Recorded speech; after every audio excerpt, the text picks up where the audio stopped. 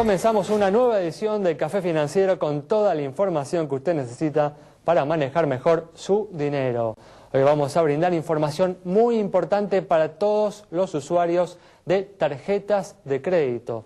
¿Cuáles son las tarjetas que cobran las tasas de interés más altas cuando no se paga el saldo total de los mercados de capitales? Y en el último bloque vamos a analizar los principales temas económicos acontecidos en los últimos 7 días, hoy con una presencia de lujo, el economista Aldo Ferrer. Quédese con nosotros. Tras el siguiente intervalo vamos a regresar con todos estos temas y vamos a responder a todas sus consultas. Bueno, ya estamos aquí con Santiago Chelala, también está como siempre Yamila Escala y nuevamente está con nosotros Julián Siri, hoy para repasar lo sucedido esta semana en los mercados de capitales. ¿Qué tal? ¿Cómo andan? Muy bien, ¿cómo les va? Bueno, gracias por estar una vez más aquí. Y vamos a ir a los temas que tenemos para hoy. Vamos a comenzar, como siempre hacemos los domingos, con información de seguros. Y la Superintendencia de Seguros viene trabajando para mejorar la atención que reciben los asegurados de parte de las compañías. Yamila presenta este tema. Un nuevo ajuste, un nuevo impulso de la Superintendencia para dar más información al cliente, al asegurado. ¿Cómo? Bueno, en las compañías tiene que existir un servicio de asistencia al asegurado. Esto ya había sido propuesto, puesto en marcha, pero ahora, bueno, otra vuelta de tuerca. En 60 días hábiles tienen que estar informadas todas las compañías, que bueno, ya ha llegado obviamente a través de la resolución, pero tienen que poner en marcha a través de sus dependencias, de las casas matrices y de las sucursales, su servicio de asistencia, donde la principal tarea inicial tiene que ser comunicarles a sus asegurados que existe, ¿sí? Porque de nada sirve que esto esté en marcha si ellos no conocen que pueden manifestar sus reclamos y sus denuncias en una oficina puntualmente dedicada a esto, que tiene que tener un representante, un responsable y 2 asistentes. Particularmente no tienen que trabajar en otra, no se tienen que desempeñar en otra actividad en la compañía, salvo bueno que sea muy grande o muy chica la empresa, con algunos ajustes. Tienen que tener un registro de la gente que se va anotando, le tienen que dar no un recibo, sino una constancia de que se han presentado.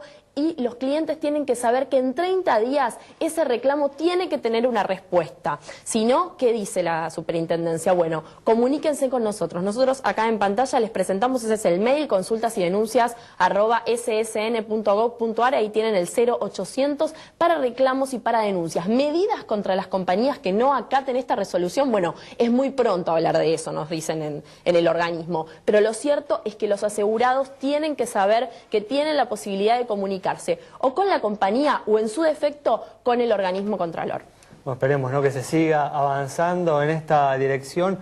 Aún existen numerosas compañías en el mercado que no tratan de la mejor manera, de la manera que corresponde a los asegurados, y hay que terminar con estas prácticas. Vamos a cambiar ahora de tema, vamos a brindar información muy importante para todos los usuarios de tarjetas de crédito, de cuáles son las tarjetas que cobran las tasas de interés más altas cuando uno a fin de mes no paga el saldo total del resumen. Y a prestar atención porque las tasas de interés de estas tarjetas son realmente muy elevadas. En algunos casos hasta duplican los valores que cobran las tarjetas de crédito de entidades financieras de primera línea. Veamos en pantalla cuáles son estas tasas de interés. Recordamos, es para financiar el saldo deudor. Cuando uno no paga el total de la tarjeta y dice, bueno, voy a pagar el mínimo, voy a dejar un resto para pagar más adelante. Bueno, sobre ese saldo se paga la tasa de interés que vemos en pantalla. Por ejemplo, Italcred, 42%. Es la tasa de estas entidades de segunda línea más económica, al igual que la de la Mutual de la Asociación Médica de Rosario. Tarjeta del Mar, que es para los, por ejemplo, supermercados La Anónima, que son muy, pero muy conocidos en el sur del país, 43%. En esta línea está también la de Montemar, compañía financiera, y algunas otras. Por arriba del 45% tenemos 2 entidades importantes, como son Carrefour y Walmart, 2 supermercados para servicios financieros, y la compañía financiera Cordial. Por arriba del 50% también hay entidades, por ejemplo, Efectivo Sí, 50,9% como ven ustedes en pantalla, Metrópolis 51,8%, Capital del Plata 59%, Cetelem 60% y DST cierra la lista con una tasa de interés del 65%, la M es para tarjeta Mastercard, la B corta para las tarjetas Visa. Ten en cuenta que las tasas de interés son realmente pero muy elevadas. Quizás a veces conviene hacer un esfuerzo extra a fin de mes para pagar el total de la tarjeta y no endeudarse, al menos con estas tarjetas de crédito que tienen, como vimos, tasas de interés de hasta un 65%. Y por supuesto, en algunos casos buscar una tarjeta de crédito que sea un poco más económica que las que vimos recién. Claro, justamente, Santi, como hemos mostrado numerosas veces aquí en el programa, hay numerosas entidades bancarias que cobran tasas de interés por debajo del 30%, no la mitad de lo que hemos visto en esa presentación que hiciste, y no es tan difícil obtener una tarjeta en esas entidades. A veces uno por prejuicio no se dirige a ellas, pero realmente, como también hemos mostrado en el programa, los requisitos de esas tarjetas no son tan excesivos. Así uno puede considerar en esas entidades una tarjeta con una tasa de interés mucho más baja. Sí, a veces hay que demostrar ingresos, pero por ejemplo ingresos muy mínimos, como 2.000 o 3.000 pesos de ingresos, ya alcanza a pedir un banco de primera línea, pedir una tarjeta, como decís, Ale, tiene tasas de interés menores al 30%. Definitivamente, no hay que pagar más por lo mismo, y justamente el objetivo del programa es darle la información para que no suceda eso. Vamos a comenzar el repaso de lo sucedido esta semana en los mercados de capitales, una semana en la que el Merval continúa con este magro desempeño, de la mano también, ¿no?, de la caída, la continuidad en la caída, ¿no?, del dólar en el mercado informal. Julián nos brinda información sobre estos temas. Gracias, Ale. Bueno, parece ser que la voluntad del secretario de Comercio Interior semana tras semana se va concretando. Esta semana el dólar paralelo y el contado con liquidación, que es una referencia del dólar en bolsa, han caído más del 5%. De esa manera también arrastró todo lo que es el mercado accionario y de títulos públicos. Por ejemplo, para hacer mención, Siderar ha caído casi 11% esta semana. Después tenemos Telecom, cayendo también 10%, y otras empresas tales como YPF que cayeron 4% de lo que va de la semana. Hay que ver cuál es la presión ahí oficial en cuanto al objetivo de poder bajar el contado con liquidación y que de esa manera impacte al paralelo. Vale notar de que durante la semana los primeros 4 días fueron feriados cambiarios para todo lo que es el mercado blue, con lo cual yo creo que se generó una suerte de exasperación por parte de los consumidores de este tipo de bienes, y la incertidumbre se fue transmitiendo de mercado en mercado. Llegó a estar al principio de la semana en 8.57 el blue, hoy está cerrando en 8.10 la punta vendedora. Es ya llamativo los valores que está alcanzando. Bueno, veremos, ¿no?, si el gobierno insiste, ¿no?, con esta política, que hay que destacar esto, ¿no? El precio que hoy tiene el dólar en el mercado paralelo está completamente determinado por la intervención, ¿no?, del gobierno en ese mercado, y por eso se han alcanzado estos niveles y también pueden continuar bajando si el gobierno mantiene esta política, evidentemente, o da la sensación de que el gobierno ha visto, ¿no?, que tiene algún costo político a partir de lo que sucede en el mercado paralelo, y entonces está llevando adelante esta política posiblemente hasta octubre. Exactamente, yo creo eso. Uno ya se empieza a preguntar cuál va a ser el costo agregado de esto para la economía en general, y después, siendo el ANSES el que uno presume está detrás, cuál va a ser el costo para un sector de los más desprotegidos como son los jubilados. Muy bien, perfecto. Nos vamos a hacer con esta información rápidamente un corte en instantes. Estamos nuevamente de regreso. Bueno, aquí estamos de regreso. Es momento de comenzar a responder las consultas que nos han enviado. Vamos a ir rápidamente a las consultas sobre el estado de las entidades financieras, como por ejemplo la consulta de Máximo sobre el Banco Macro. Un banco de capitales nacionales tiene un patrimonio de 6.389 millones de pesos, depósitos por 33.640 millones y resultados positivos en el último ejercicio de 190 millones de pesos. Buenos indicadores para el Banco Macro, cara sonriente. También se comunicó Roxana con nosotros para conocer la situación de Metrópolis Compañía Financiera. Una de las entidades que ofrece tasas de interés más atractivas para depósitos a plazo fijo, Metrópolis tiene un patrimonio de 35 millones de pesos, depósitos por 113 millones y resultados positivos de 156.000 pesos. Buenos indicadores de solvencia y de liquidez, cara sonriente para Metrópolis Compañía Financiera. Cambiamos de tema y hace algunos días el gobierno lanzó el programa Mirar para Cuidar, según el cual los militantes políticos controlan el congelamiento de precios acordado con los supermercados para 500 productos. Liliana Zacarías conversó con el público acerca de este tema.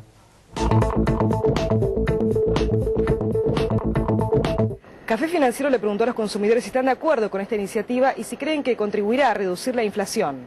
Que no va a servir para nada, esta es mi opinión. Porque es gente que no tiene experiencia y porque además hay un desorden aparentemente muy fuerte con respecto a los precios en sí. ¿Qué cree que debería hacer el gobierno para combatir la inflación? Mirá, creo que tendría que ir a medidas más macro, impulsar la inversión, que haya más productividad, que haya más trabajo realmente. Está bien, lo veo bien, que controlen los precios y que bajen los precios. ¿Te parece novedosa la incorporación de los militantes para que controlen los precios? No, está bien. No estoy de acuerdo con que haya puesto control de precios. Así que menos estoy de acuerdo que pongan militantes para controlarlos. La función de la gente no es controlar los precios. La función del gobierno es gobernar y dar las mejores pautas para que se puedan hacer las cosas bien. ¿Y qué cree que debería hacer el gobierno para controlar la inflación? ¿Qué tiene que hacer? Y podría hacer muchas cosas distintas a las que está haciendo ahora.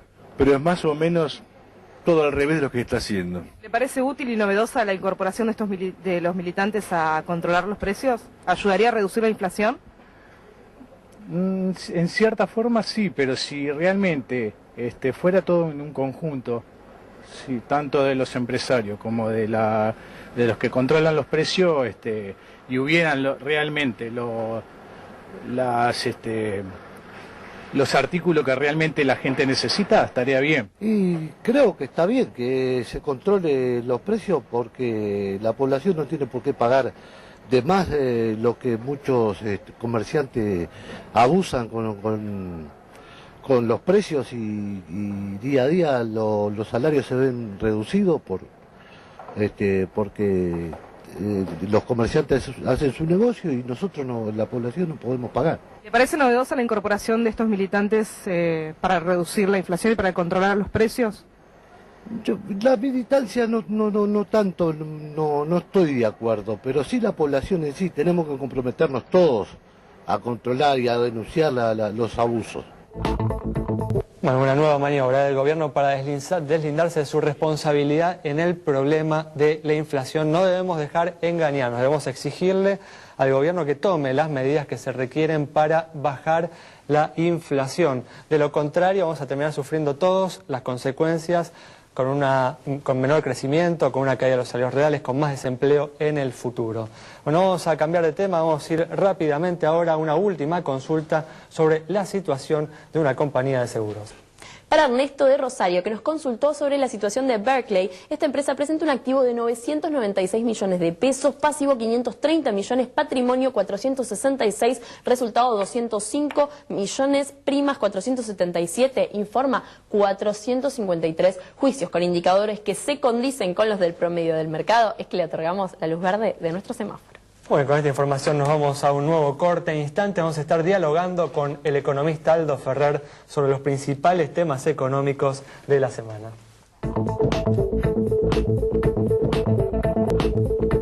Bueno, ya estamos de regreso y está ya con nosotros el economista Aldo Ferrer para analizar los principales temas económicos de la semana. ¿Qué tal, Aldo? Un honor tenerte acá nuevamente. Muchas gracias por la invitación. No, muchas gracias a vos por haber venido. Bueno, Hoy una semana en la que el gobierno norteamericano presentó un informe en el que se señala que la Argentina cuenta con las segundas reservas a nivel mundial de gas no convencional y las cuartas de petróleo no convencional. Aldo, ¿qué debe hacerse para movilizar las inversiones necesarias para explotar estos vastos recursos con los que cuenta el país y revertir también el creciente déficit energético que venimos registrando? Bueno, lo primero es tener una empresa petrolera nacional, como todos los países emergentes con petróleo tienen una empresa pública, nosotros la hemos recuperado y esta es una primera condición.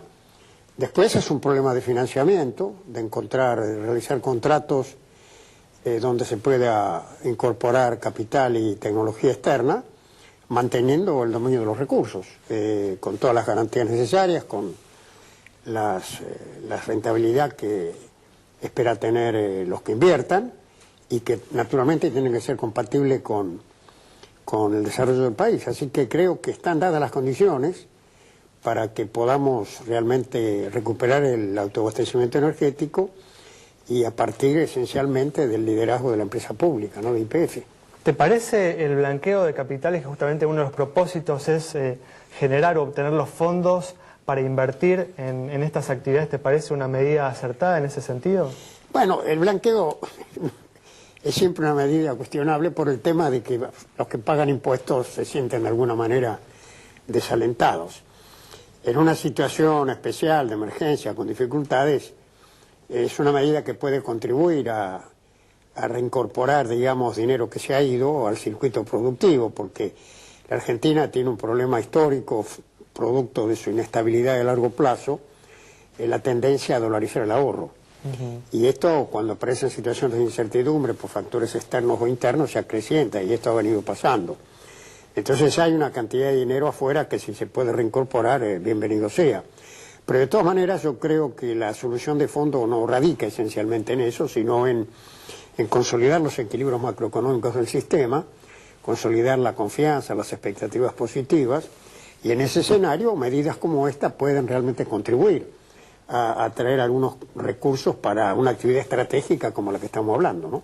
Bueno, estás abriendo un tema importante en el que quiero abordar, que es los equilibrios macroeconómicos, pero antes, para cerrar el tema de YPF, te quiero preguntar si crees que es necesario llegar a un arreglo con Repsol para explotar debidamente los recursos de los que disponemos.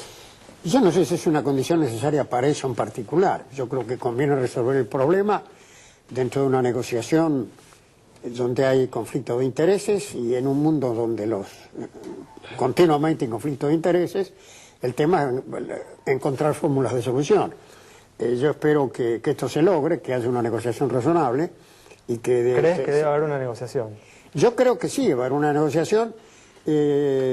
Argentina tomó una decisión muy importante, que fue, vuelvo a insistir, recuperar la empresa petrolera, y esto arrastra algunos temas, como este, por ejemplo, de la negociación con Repsol. Y yo, bueno, espero que lleguen a buen término. Bueno. Aldo, contaba que un blanqueo puede estar justificado en una situación de crisis, pero durante muchos años después de la crisis en Argentina entraban capitales y se acumularon muchas reservas. ¿Qué cambió en los últimos años para que esa tendencia se termine? Bueno, fue la acumulación de reservas que se da en varios países donde son objeto de la especulación financiera y donde por el diferencial de tasa de interés entran capitales de corto plazo. Le pasó a Brasil, nos pasó a nosotros en algunas épocas también, la famosa bicicleta, traer plata de afuera, convertirla, invertirla con tasas de interés mucho más altas que las internacionales, y esa es la peor forma de acumular reservas. Son reservas que en realidad son ficticias, porque están fundadas en la deuda.